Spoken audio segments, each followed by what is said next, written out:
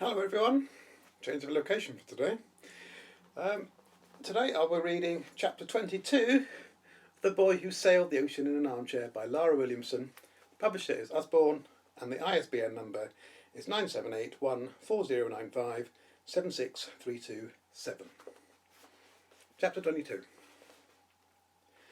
On Monday, Dad is up and down from the breakfast table like his bum is doing a Mexican wave. He says he won't be at the exhibition long. He makes tea. He sits down and then he gets up and walks over to the window. He stares at the grey clouds and says it's freezing out there. He comes back and sits down. We're to go out to Cat straight after school and then he'll be back to pick us up from Flops and Bobbers. Dad sips his tea and adds more milk. He says everything will change when he gets back. It will be the beginning of a whole new chapter. I bring a spoonful of chocolate cereal to my lips. I'm still feeling uneasy about what I saw in the hallway. Last night I tried to figure it all out, but it hurt my head so much that I fell into an uneasy, dreamless sleep, until Billy woke me up at 5:43. Only this time he didn't come into my bed. I heard him get up and sit in Mum's armchair, and I heard him mumbling something, but then I fell back to sleep, so I've no idea what it was. This morning, Billy doesn't speak to either Dad or me at all. He's got tiny little purple half-moons under his eyes, and when Dad asks if he's tired, Billy just shrugs and says he slept all the way through the night. On the way to school, I challenge Billy. "What's wrong?" I ask. "Is it what Pearl said? You know she's not right, don't you?" It was a stupid thing to say. "Nothing's wrong," Billy replies. For the first time ever, on our walk to school, he doesn't bend down and poke through the mud in someone's garden. He doesn't tell me that he's seen a ladybird or a millipede, or a spider with 6 legs, because he accidentally stood on 2 of them. When we reach the playground, Billy says goodbye. I don't answer because the bell rings just then and I have to join my line. Out the corner of my eye, I see Billy and his class trot away into their classroom like tiny ducklings wearing backpacks. He turns back and waves at me, so I wave in return. Then Billy is gone. At lunchtime, it's obvious Dad has had a lot on his mind this morning because he's forgotten to put the fish paste in my sandwiches. All I've got is plain white bread. "Nice simple sandwiches you got there," scoffs Nevaeh from the table next door. I lean over and say, "I'm sorry about what I said about the butterflies." Nevaeh says she knew I would be. "How?" "Because you're still wearing the bracelet." She points at my wrist. "If you really thought it was stupid, then you'd have taken it off, but you haven't. I was just waiting until you said sorry, and now you have." Knuckles butts in and says the bracelet worked for him. He won the garden competition and got to plant an apple tree for his dad. I shrug and say it still hasn't done anything for me, and maybe nothing is ever going to happen. Nevaeh leans across and passes me a cheesy biscuit and says she's sure it will because she can feel it in her bones. I want to say that I hope she can't feel anything in her bones because I've read about bones in my medical manual, and if they start hurting, it's not a great sign. But now we're back to being friends, I just take the biscuit instead. One person I'm definitely not friends with, though, walks past and shoots me a smug smile. I can't figure out why. When I ask Nevaeh what Mimi's problem is, Nevaeh shakes her head. Perfection is her problem. You could knock me down with an ostrich feather. How is being perfect a problem? Okay, you're looking at me as if I'm stupid, says Nevaeh, but listen. Mimi might live in a perfect house with the perfect parents, and her mum might look like a model, but they expect her to be perfect at everything. Didn't you see how annoyed she was at not doing well in her science test? She was fuming at you for getting everything right. I can't help being good at science, I bluster. And you won the garden competition. I can't help being good at... Scratch my head.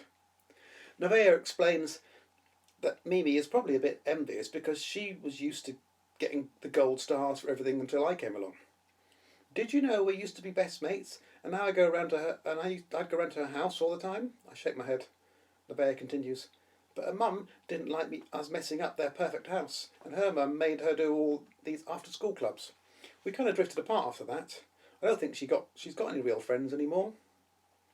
She could have us, says Knuckles, chewing the last of his tuna sandwich. He shrugs. I bite my lip. Mimi hasn't been all that nice to me since I started at Bleeding Heart. Knuckles, seeing my face, says there's no point in being annoyed with Mimi anymore because it won't get us anywhere, and let's face it, none of us is perfect anyway. So, the girl who thinks she has to be perfect is about to get 3 imperfect friends, whether she likes it or not, Knuckles suggests. After a moment's thought, I tell Nevaeh she should make Mimi one of her special bracelets, and Nevaeh smiles and says she might just do that, because Mimi probably needs something good to happen to her too. Maybe we could be the good thing, Nevaeh muses. Like the garden was my amazing thing, says Knuckles, opening his lunchbox. He takes out a carton of apple juice and pierces it with a straw. Nevaeh asks him why he thinks the garden made the bracelet snap, because he never really said. Well, you know, it's from my dad. Knuckles takes a slurp of apple juice and sets down the carton on the table. A tiny drip dangles on the end of the straw. I miss him so much, and I wanted to do something that would make me feel a bit closer to him, despite everything that's happened to us. Dad loved gardening, and once told me apples were a symbol of love and happiness, and I wanted to try and remember Dad with love and happiness, even though it was hard. So I thought about planting an apple tree. Seeing the dumper truck on the table made me think about how Dad and I used to play together. Knuckles pauses. And then all that was gone. Was it a memorial garden? I suddenly wish I'd thought of that for my mum. It was better than planting seeds. I could have designed the goodbye garden. Why oh why didn't I put that on the list? It could have been number 10, the one I didn't have an idea for. But I can't hijack the idea now, not since Knuckles has taken it for his dad. Knuckles stares at me. What are you on about? My dad isn't dead. He's in prison. I nearly choke on Nevaeh's cheesy biscuit. I spend all afternoon thinking about Knuckles' dad and how hard it must be, and I realise that even though his dad isn't dead, like my mum, it's sort of the same thing. Explains why he didn't like talking about his dad in the beginning, and why the garden was so important to him. I'm glad the bracelet broke for him. I don't care why his dad's in prison, and I'm glad the apple tree will grow in his garden, blossom and bear pretty apples for all to see. I stare down at my bracelet. But why does it feel like nothing good is ever going to happen to me? An hour later, something so incredibly bad happens to me that it makes me wish I never even believed anything good might happen. It's all because I'm late to the school gate. I'm talking to Nevaeh and Knuckles when I get there, 5 minutes late. After the bell rang, we got talking about the garden again, and Knuckles was saying that he'd love to do an interview with the Eden Echo, if they asked.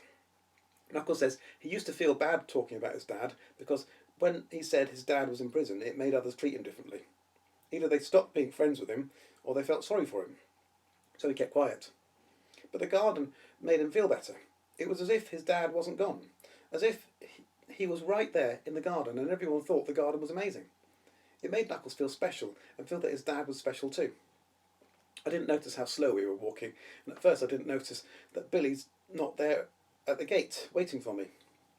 But when it becomes obvious that his whole class has gone home, I begin to panic.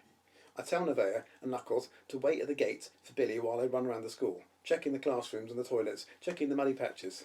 I can see the teachers sitting in the school assembly hall. There's a man on stage giving a talk. They can't see me pressing my face against the glass. They can't see I'm in a flap about Billy. Sweat blooms on my shirt, leaving grey flowers.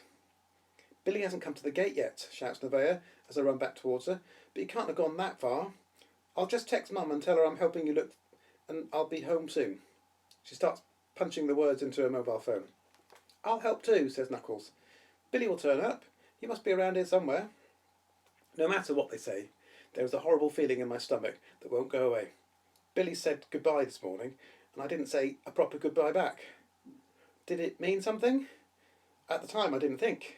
Dazed, I say, maybe he's gone home already. Maybe I just missed him and he thought he could walk by himself. That's where we go first. I fling open the flat door and Nevaeh and Knuckles follow me into the hallway. I shout Billy's name, and he's obviously not here, because I know he would come running. He always comes to me. In our bedroom there are paper cranes all over the floor, like the crumbs leading to the witch's house in Hansel and Gretel. Carefully, I pick them up and put them in a large envelope along with the ones I've made.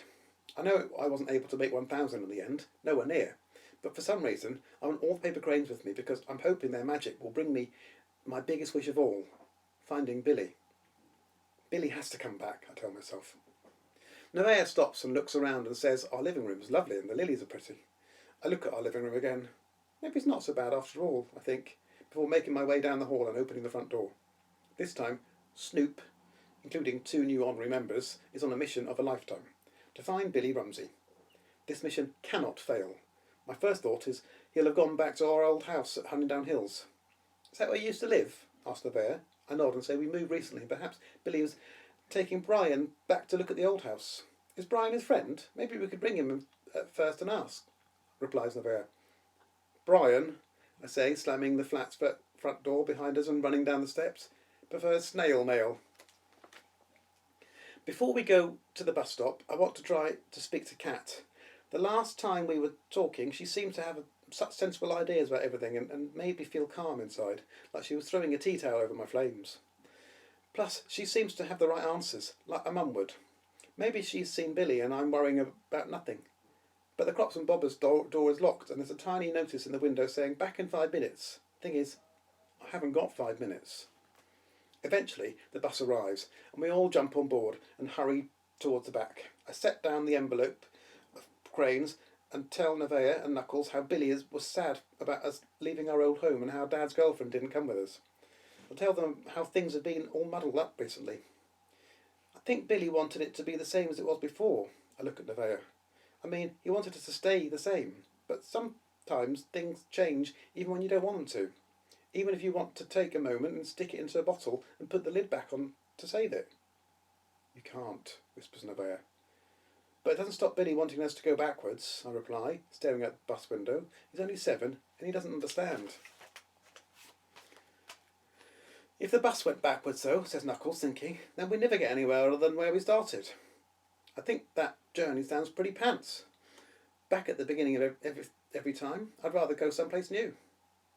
What if you had a time machine? Would you go back then? I blink. I would, says Nevaeh. I'd want to change history so my sister lived. She pauses. I never told you what happened, did I? The words explode around me like bubbles in a fizzy drink. I'm a twin. It was me and my sister. Mum picked names for us. I was Nevaeh and my sister was Mariposa. It's Spanish for butterfly. My mum has Spanish heritage. Only I was okay when I was born, but Mariposa wasn't. She was so tiny and had a problem with her heart, which meant that she didn't survive more than a few days. Mum never talked about it again. Then one day, years later, a butterfly landed on me. Like I told you, it was Mariposa. I looked it up and started drawing butterflies everywhere, but I kept the reason why a secret from Mum because I didn't want to upset her. Nevaeh shrugs. I made the bracelets too because I wanted good things to happen, because the worst thing that could ever happen already had. But I don't think I can believe in butterflies. You don't have to believe in butterflies, says Nevaeh. That's just what I believe and it works for me. Maybe there's something else for you. I'm sorry your sister died. My mum died too. It's the first time I've told my new friends about my mum. The first time I've ever felt brave enough to do it. Next, the craziest thing happens that makes me wonder if Nevaeh really does have a point about butterflies being souls. A red admiral butterfly flutters onto the bus window and stays there. Look, my sister's come to visit and say things will be okay. Nevaeh is jumping up and down in excitement on her seat. It's Mariposa. I nod and inside my head I'm saying, do you think your sister could go back and tell my mum to get in contact? And that is where we will end for today.